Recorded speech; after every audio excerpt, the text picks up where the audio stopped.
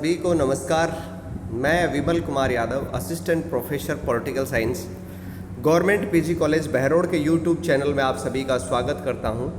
आज जो हमारा टॉपिक है जिसके बारे में हम डिस्कशन करेंगे वो है prime minister and deputy prime minister, प्रधानमंत्री व उप प्रधानमंत्री।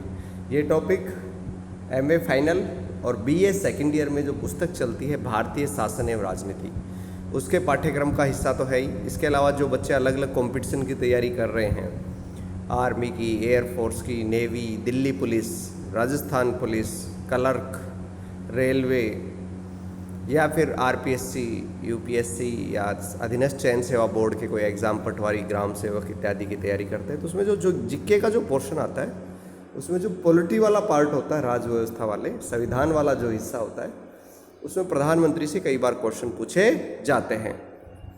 तो आइए चर्चा करते हैं प्रधानमंत्री के बारे में। प्रधानमंत्री जो होता है वो हमारे यहाँ पार्लियामेंट्री सिस्टम अपनाया गया है, संसदात्मक शासन प्रणाली अपनाई है। जैसा कि पहले के वीडियो में हम चर्चा कर चुके हैं, संसदात्मक शासन प्रणाली में दरअसल ये होता है कि राष्ट्रपति केवल नाम मात्र का प्रधान होता है। शासन की जो वास्तविक शक्ति है वो प्रधानमंत्री के हाथ में होती है। प्रधानमंत्री ही मंत्रिपरिषद का निर्माण करता है, उसका संचालन करता है। लॉर्ड मार्ले जो थे ब्रिटेन के, उन्होंने कहा था कि प्रधानमंत्री जो हो कैबिनेट रूपी मेहराब की आधारशिला है, अर्थात मंत्रिपरिषद जो है उसकी जो नींव जो है उसका पत्थर है। क्योंकि प्रधानमंत्री यदि इस्तीफा दे देता है या प्रधानमंत्री की मृत्यु हो जाती है तो मंत्रिमंडल का अस्तित्व स्वतः ही खत्म हो जाता है। प्रधानमंत्री की नियुक्ति अनुच्छेद 75 फर्स्ट में कहा गया है कि प्रधानमंत्री की नियुक्ति राष्ट्रपति करेगा, किंतु राष्ट्रपति की यह स्वयं विवेक की शक्ति नहीं है। वह स्वयं विवेक से किसी व्यक्ति को प्रधानमंत्री नियुक्त करने के लिए स्वतंत्र नहीं है। राष्ट्रपति उसी व्यक्ति को प्रधानमंत्री नियुक्त करता है जो लोकसभा में बहुमत दल का नेता होता है। यानी राष्ट्रपति मनमर्जी से किसी को प्रधानमंत्री नहीं बना सकता। हालांकि कॉन्स्टिट्यूशन में लिखा गया है, कई बार एग्जाम में भी आता है कि प्रधानमंत्री की नियुक्ति कौन करता है, राष्ट्रपति करता है। कई बार ये पूछ लेते हैं प्रधानमंत्री होता है नियुक्त, निर्वाचित, मनोनीत, चयनित। तो आपको ध्यान रखना है प्रधानमंत्री निर्वाचित नहीं होता है, मनोनीत नहीं होता है। प्रधानमंत्री नियुक्त होता है और उसकी नियुक्ति राष्ट्रपति द्वारा की जाती है। राष्ट्रपति ऐसा नहीं कि मनमर्जी से किसी भी व्यक्ति को प्रधानमंत्री नहीं बना सकता राष्ट्रपति मनमर्जी से, बल्कि एक संसदीय परंपरा है कि उसे लोकसभा में बहुमत दल के नेता को प्रधानमंत्री बनाना पड़ता है। राज्यसभा में बहुमत दल का नेता नहीं, लोकसभा में जिस पार्टी को बहुमत मिलता है वो बहुमत दल अपना एक नेता चुनता है, प्रधानमंत्री चुनता है। वो बताता है कि भाई उक्त आदमी हमारा प्रधानमंत्री पद का उम्मीदवार होगा, और राष्ट्रपति उसको जो है नियुक्त कर देता है। इसके अलावा जो प्रधानमंत्री पद पर व्यक्ति नियुक्त किया जाएगा वह संसद के किसी सदन का सदस्य होना चाहिए। वो लोकसभा का सदस्य हो आवश्यक नहीं, वो राज्यसभा का भी सदस्य हो सकता है। जैसे इंदिरा गांधी जब 1966 में प्रधानमंत्री बनी तो राज्यसभा की सदस्य थी। ऐसे 1996 में एचडी देवगौड़ा, और 2004 तथा 2009 में जब डॉक्टर मनमोहन सिंह बने प्रधानमंत्री तो राज्यसभा के सदस्य थे। अब ये क्वेश्चन कई बार बच्चों एग्जाम में आ चुका है कि राज्यसभा के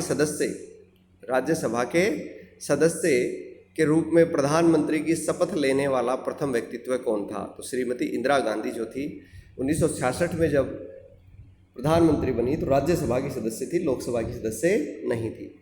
ज़्यादातर प्रधानमंत्री लोकसभा के सदस्य होते हैं।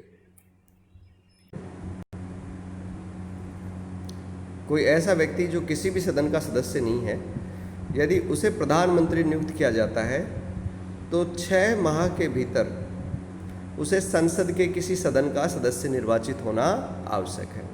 ये IAS 2012 में भी आया है। क्या किसी ऐसे व्यक्ति को प्रधानमंत्री बनाया जा सकता है जो किसी भी सदन का सदस्य नहीं हो? तो आपको याद रखना है कि ऐसे व्यक्ति को प्रधानमंत्री अवश्य बनाया जा सकता है जो किसी भी सदन का सदस्य नहीं हो, लेकिन उसे 6 महीने के अंदर किसी न किसी सदन की सदस्यता अवश्य लेनी होगी, चुनाव लड़ना होगा। कुछ परिस्थितियों में राष्ट्रपति प्रधानमंत्री की नियुक्ति में स्वयं विवेक का कार्य करता है। राष्ट्रपति को वैसे कोई स्वयं विवेक की शक्तियाँ नहीं है। कॉम्पिटिशन में कई बार पूछा जाता है कि स्वयं विवेक की शक्तियाँ प्राप्त हैं, राष्ट्रपति को, राज्यपाल को, दोनों को नहीं। तो संवैधानिक रूप से राज्यपाल को तो स्वयं विवेक की शक्तियाँ प्राप्त हैं, राष्ट्रपति को संवैधानिक दृष्टि से कोई स्वयं विवेक की शक्ति प्राप्त नहीं है। लेकिन कुछ परिस्थितियाँ ऐसी हो जाती हैं जिसमें राष्ट्रपति स्वयं विवेक से कार्य कर सकता है।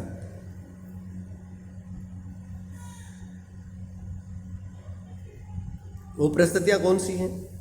जब लोकसभा में किसी भी दल या गठबंधन को स्पष्ट बहुमत प्राप्त नहीं होता, तो ऐसी स्थिति में सबसे बड़े दल या गठबंधन के नेता को राष्ट्रपति प्रधानमंत्री नियुक्त करता है। यानी लोकसभा में जब किसी भी पार्टी को स्पष्ट बहुमत नहीं मिले, तो जो सबसे बड़ी पॉलिटिकल पार्टी होती है, चाहे उसे स्पष्ट बहुमत नहीं हो, लेकिन सबसे बड़ा दल न होने के नाते उसके नेता को वह प्रधानमंत्री नियुक्त करता है। जैसे चौधरी चरण सिंह को नीलम संजीव रेड्डी ने 1979 में किया था, जब मोरारजी देसाई ने इस्तीफा दे दिया था।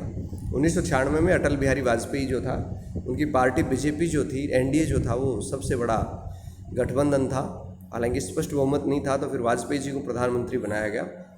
कई बार क्या होता है कि जब किसी दलीय गठबंधन में कोई स्पष्ट या निश्चित नेता नहीं हो, तो भी वह स्वयं विवेक से प्रधानमंत्री राष्ट्रपति नियुक्त कर सकता है। प्रधानमंत्री की अचानक नियुक्ति हो जाए और कोई स्पष्ट उत्तराधिकारी नहीं हो, जैसे 1984 में इंदिरा गांधी की जब हत्या हो गई, तो कोई स्पष्ट उत्तराधिकारी नहीं था। बाद में संसदीय दल के नेता के रूप में लोकसभा में राजीव गांधी जी को चुन लिया गया और राजीव गांधी को राष्ट्रपति ने प्रधानमंत्री नियुक्त कर दिया। राष्ट्रपति जब लोकसभा भंग करे तो प्रधानमंत्री का परामर्श मानता है, लेकिन जब यदि प्रधानमंत्री को स्पष्ट बहुमत प्राप्त नहीं है, तो आवश्यक नहीं है कि वह प्रधानमंत्री का परामर्श माने। जैसे 1979 में चौधरी चरण सिंह जो थे, वो अल्पमत में आ गई उनकी सरकार। उन्होंने राष्ट्रपति को कहा कि वह लोकसभा को भंग कर दे, लेकिन राष्ट्रपति ने मानने से इनकार कर दिया। बोले पहले आप विश्वास मत हासिल कीजिए, अगर आप विश्वास मत हासिल करने में सफल रहे तो मैं आपका सुझाव मानकर लोकसभा को भंग कर दूंगा।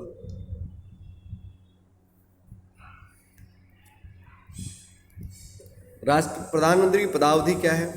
अनुच्छेद प्रधानमंत्री और मंत्रिपरिषद का कोई कार्यकाल नहीं होता, ये ध्यान रखें। एग्जाम में कई बार पूछ लिया जाता है, प्रधानमंत्री चुना जाता है 5 साल के लिए, 4 साल के लिए, 6 साल के लिए, कोई कार्यकाल नहीं। प्रधानमंत्री का कोई निश्चित कार्यकाल नहीं है। प्रधानमंत्री और मंत्रिपरिषद के जो सदस्य होते हैं वो राष्ट्रपति के प्रसाद पर्यंत पद धारण करते हैं तथा वो सामूहिक रूप से लोकसभा के प्रति उत्तरदायी होते हैं। यानी प्रधानमंत्री व्यक्तिगत रूप से तो राष्ट्रपति के प्रति उत्तरदायी है और व्यवहारिक रूप से वह लोकसभा के प्रति सामूहिक रूप से उत्तरदायी होता है, प्रधानमंत्री और मंत्रिपरिषद। यानी उनका कोई निश्चित कार्यकाल नहीं है। जब तक उनको लोकसभा में बहुमत प्राप्त है तब तक वह प्रधानमंत्री या मंत्री रह सकते हैं। जिस दिन लोकसभा के अंदर बहुमत जो है वो खो देते हैं, विश्वास खो देते हैं लोकसभा का, उसी दिन उनको अपने पद से त्यागपत्र देना पड़ता है। कहने का मतलब इन प्रधानमंत्री और मंत्रिपरिषद का कोई निश्चित कार्यकाल नहीं होता। लोग अक्सर गच्चा खा जाते हैं, कह देते हैं प्रधानमंत्री का कार्यकाल 5 वर्ष होता है। 5 वर्ष नहीं होता। लोकसभा में विश्वास पर्यंत वह पद पर रहता है। लोकसभा में अविश्वास प्रस्ताव पारित हो जाए तो उसे अपने पद से त्यागपत्र देना पड़ता है। और यदि लोकसभा में बहुमत खो दिया फिर भी त्यागपत्र नहीं दे तो राष्ट्रपति द्वारा उसे बर्खास्त किया जा सकता है। प्रधानमंत्री के अधिकार और कार्य क्या हैं? संविधान द्वारा समस्त कार्यपालिका शक्ति राष्ट्रपति को दी गई है, जिसका प्रयोग वह मंत्रिपरिषद की सहायता से करता है। अनुच्छेद 53 में लिखा गया है कि संघ की समस्त कार्यपालिका शक्ति राष्ट्रपति में निहित होगी, जिसका प्रयोग वह स्वयं या अपने अधीनस्थों के माध्यम से करेगा। तो इसमें अधीनस्थ मंत्रिपरिषद के सदस्य होते हैं। मंत्रिपरिषद का प्रधान प्रधानमंत्री होता है और संसदात्मक शासन प्रणाली के अंदर व्यवहारिक रूप से समस्त शक्तियाँ प्रधानमंत्री के पास होती हैं। तो प्रधानमंत्री के अधिकार और कार्य क्या है? दरअसल राष्ट्रपति के द्वारा जितने भी कर्तव्यों का निर्वहन किया जाता है वो प्रधानमंत्री के परामर्श के हिसाब से किया जाता है, प्रधानमंत्री के अनुसार ही किया जाता है। जैसे राष्ट्रपति मंत्रियों की नियुक्ति करता है, लेकिन वह प्रधानमंत्री की सलाह से मंत्रियों की नियुक्ति कर सकता है, मनमर्जी से किसी को मंत्री नहीं बना सकता। तो यानी मंत्री परिषद का जो गठन करता है वह प्रधानमंत्री करता है। वह लिस्ट देता है राष्ट्रपति को कि इनको जो है मंत्री बना दिया जाए। राष्ट्रपति उन्हें मंत्री के रूप में नियुक्त कर देता है। उसके बाद में मंत्रिपरिषद का गठन करने के पश्चात किसको किस विभाग का मंत्री बनाया जाएगा, उस विभागों का बंटवारा भी कौन करता है? प्रधानमंत्री करता है। यानी विभागों का बंटवारा और गठन वह करता है। इसके अलावा किसी मंत्री को हटाने की बात हो तो वह उस प्रधानमंत्री उस मंत्री को कहता है कि वह त्यागपत्र दे दे। यदि कोई मंत्री त्यागपत्र देने से इनकार करता है तो वह राष्ट्रपति को परामर्श देकर उसे उसके पद से बर्खास्त करवा सकता है। मंत्रिपरिषद की बैठकों की अध्यक्षता करता है। मंत्रिपरिषद की सारी कार्रवाई का संचालन प्रधानमंत्री के नेतृत्व में किया जाता है। संसद की बात हो देश या विदेश में, वह शासन की नीति का प्रमुख और अधिकृत प्रवक्ता होता है। विभागों में कई बार मंत्रियों में भी आपस में तालमेल नहीं बैठता, आपस में झगड़ा हो जाता है या कोई विवाद हो जाता है, तो विभागों में वह समन्वय स्थापित करता है, उन कोऑर्डिनेशन स्थापित करता है ताकि समस्त शासनिक इकाई के रूप में कार्य कर सके। वह किसी मंत्री के कार्यों में और विभाग के मामलों में हस्तक्षेप कर सकता है। वह विदेश नीति का प्रमुख निर्धारक होता है। अंतर्राष्ट्रीय जो सम्मेलन होते हैं उसमें भारत के प्रतिनिधि के रूप में वह भाग लेता है। अंतर्राष्ट्रीय समस्याओं के बारे में विचार विमर्श करता है। इसके अलावा वह मंत्रिपरिषद का प्रधान होता है। मैंने आपको बताया यदि प्रधानमंत्री त्यागपत्र दे दे या उसकी मृत्यु हो जाए या प्रधानमंत्री को पद से हटा दिया जाए तो मंत्रिपरिषद का विघटन स्वतः ही हो जाता है। इसके अलावा प्रधानमंत्री नीति आयोग का अध्यक्ष होता है। नीति आयोग एक नवगठित संस्था है। राष्ट्रीय विकास परिषद का अध्यक्ष होता है। अंतर्राज्यीय परिषद का अध्यक्ष होता है। राज्य जल संसाधन परिषद का पद। इसके अलावा अनुच्छेद 78 में ये कहा गया कि प्रधानमंत्री जो है राष्ट्रपति और मंत्रिपरिषद के बीच में संवाद की कड़ी का काम करता है। ये क्वेश्चन कई बार एग्जाम में आ चुका है कि प्रधानमंत्री और मंत्रिपरिषद जो है उनके कर्तव्यों का निर्धारण कौन से अनुच्छेद में किया गया है? 78 में। और राष्ट्रपति और मंत्रिपरिषद के मध्य कड़ी का काम कौन करता है? प्रधानमंत्री करता है। अनुच्छेद 78 में प्रधानमंत्री के कर्तव्य निर्धारित किए गए हैं। क्या क्या? कि संघ के क्रियाकलाप के प्रशासन और विधान संबंधी मंत्रिपरिषद के जो निश्चय हैं उनकी जानकारी वह राष्ट्रपति को दे। राष्ट्रपति यदि ऐसी कोई जानकारी मांग कार्यपालिका के प्रशासन के बारे में या किसी विधान संबंधी प्रस्ताव के बारे में तो मांगे जाने पर उसे वह सूचना प्रदान करे। यदि राष्ट्रपति को लगता है कि किसी विषय पर किसी व्यक्ति विशेष या व्यक्ति मंत्री ने विचार किया है और उस पर संपूर्ण मंत्रिपरिषद को विचार करना है चाहिए तो वह उसे संपूर्ण मंत्रिपरिषद के विचार हेतु रखवा सकता है। वह राष्ट्रपति को कहता है कि वह संसद का सत्र बुलाए या सत्रावसान कर दे। वह कभी भी राष्ट्रपति से लोकसभा को भंग करने की सिफारिश कर सकता है, यानी लोकसभा को भंग करने की सिफारिश वह कर सकता है। इसके अलावा सारी नीतिगत घोषणाएं प्रधानमंत्री द्वारा संसद पटल पर की जाती है। तो हमने चर्चा की प्रधानमंत्रियों की, अब बात कर लेते हैं उप प्रधानमंत्रियों की। जब संविधान बना, हमारे संविधान में कोई भी उल्लेख उप प्रधानमंत्री पद का नहीं है, यानी संविधान में उप प्रधानमंत्री पद का कहीं उल्लेख नहीं है। ये केवल और केवल एक राजनीतिक पद है, क्योंकि जो सीनियर मोस्ट मंत्री होता है प्रधानमंत्री के बाद में, कई बार प्रधानमंत्री राजनीतिक कारणों से उसे उप प्रधानमंत्री नियुक्त कर देता है। जैसे सबसे पहले पंडित जवाहरलाल नेहरू ने सरदार वल्लभ भाई को उप प्रधानमंत्री नियुक्त किया था, जो 1947 से लेकर 1950 में तक इस पद पर रहे। उप प्रधानमंत्री का कोई कार्य भी नहीं है। उप प्रधानमंत्री भी एक मंत्री के रूप में शपथ लेता है, लेकिन वह सरकार में नंबर 2 होता है, वरिष्ठतम मंत्री होता है, ये मानिए आप। अगर प्रधानमंत्री कहीं चला जाता है तो वह प्रधानमंत्री के कार्यों के संपादित करता है, लेकिन यदि प्रधानमंत्री की मृत्यु हो जाए या प्रधानमंत्री त्यागपत्र दे दे तो उप प्रधानमंत्री कार्यवाहक प्रधानमंत्री नहीं बनता, ये ध्यान रखना है। जैसे राष्ट्रपति की मृत्यु हो जाए तो उपराष्ट्रपति जो है वो कार्यवाहक राष्ट्रपति के रूप में काम करता है, लेकिन यदि प्रधानमंत्री की मृत्यु हो जाए तो उप प्रधानमंत्री जो है कार्यवाहक प्रधानमंत्री के रूप में कार्य नहीं करता। अब तक 7 बार मंत्रिमंडल द्वारा इसका पद सृजन किया गया है और व्यक्तियों की संख्या 8 है। सबसे पहले 1947 से 1950 तक सरदार वल्लभ भाई पटेल रहे। उसमें 1979 में मोरारजी देसाई ने जो है चौधरी चरण सिंह को और बाबू जगजीवन राम को जो है उप प्रधानमंत्री 2 नियुक्त किए थे उन्होंने। इसके बाद में चौधरी चरण सिंह ने जो है यशवंत वासुदेव चौहान को 1979 से 80 तक उप प्रधानमंत्री बनाया। इसके बाद में जो चौधरी देवीलाल थे वह वीपी सिंह की सरकार में और उसके बाद में चंद्रशेखर के कार्यकाल में उप प्रधानमंत्री रहे। इसके बाद लालकृष्ण आडवाणी जो है उनको जो है नियुक्त किया गया था अटल बिहारी वाजपेयी के द्वारा।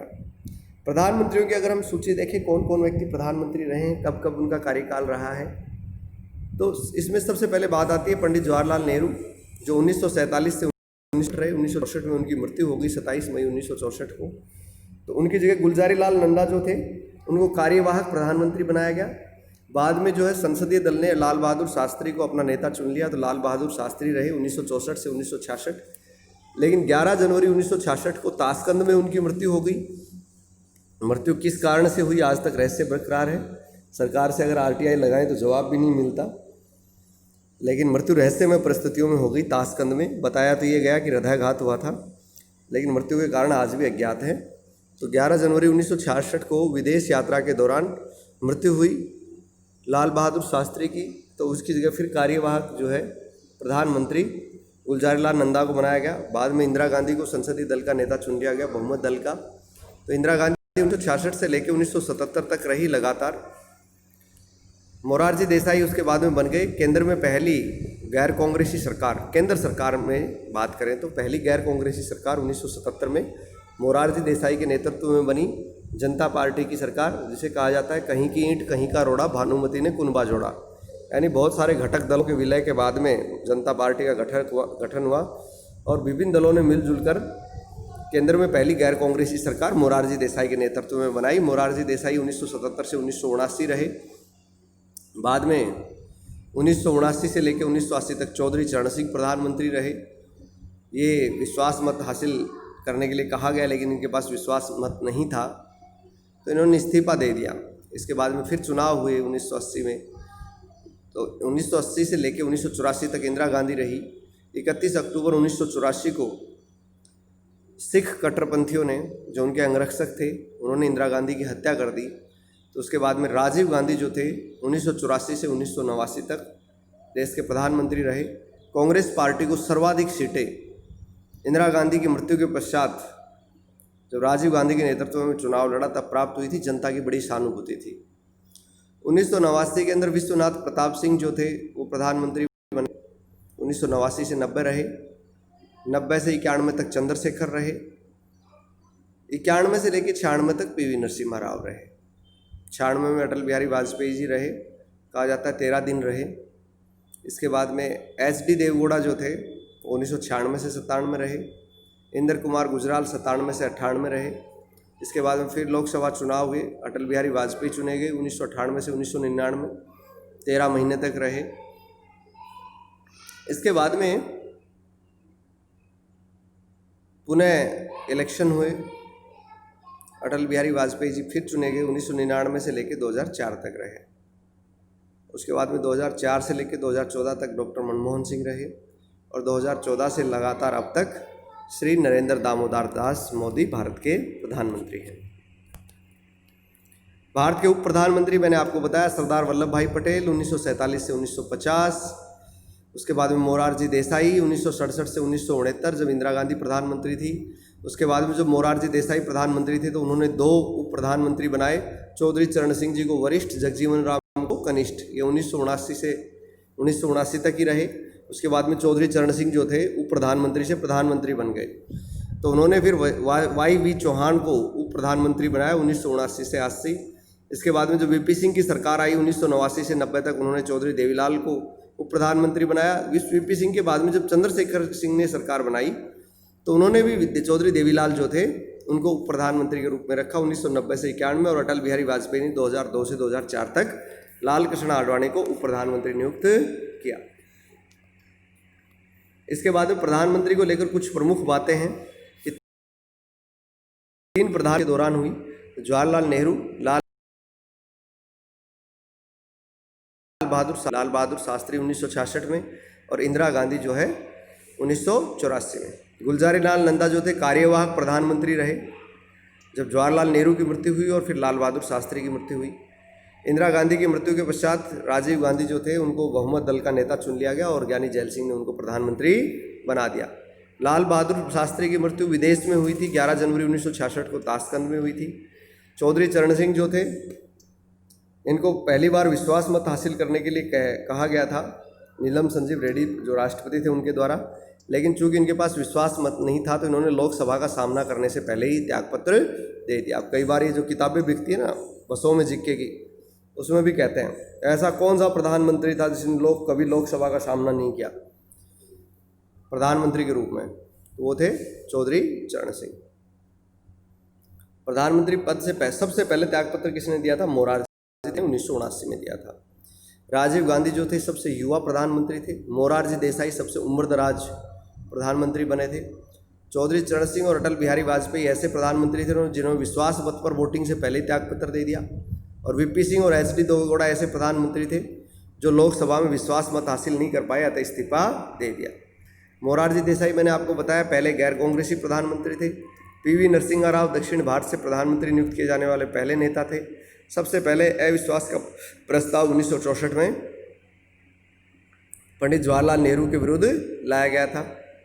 सबसे कम कार्यकाल 13 दिन अटल बिहारी वाजपेयी जी का रहा है। 6 प्रधानमंत्री ऐसे हुए हैं जो पहले मुख्यमंत्री भी रह चुके थे, जैसे मोरारजी देसाई बम्बई के थे, चौधरी चरण सिंह उत्तर प्रदेश के रहे थे, वीपी सिंह जो थे वो भी उत्तर प्रदेश से रहे थे, पीवी नरसिम्हा राव जो है आंध्र प्रदेश से रहे थे, एच डी देवेगौड़ा कर्नाटक से रहे थे और नरेंद्र मोदी गुजरात के मुख्यमंत्री रहे हैं। तो ये ऐसे मुख्यमंत्री थे जिनको प्रधानमंत्री बनने का सौभाग्य प्राप्त हुआ। अब आपका जो कल का असाइनमेंट है कि आप प्रधानमंत्री के कार्यों और शक्तियों का वर्णन करेंगे और इसको कॉलेज के व्हाट्सएप ग्रुप में या व्यक्तिगत नंबर पे मेरे व्हाट्सएप पे आप अपना असाइनमेंट भेज सकते हैं। कोई समस्या हो तो आप मुझसे पूछ सकते हैं या यूट्यूब के कमेंट बॉक्स में अपनी समस्या लिख सकते हैं। आप सभी का बहुत बहुत धन्यवाद, बहुत बहुत आभार।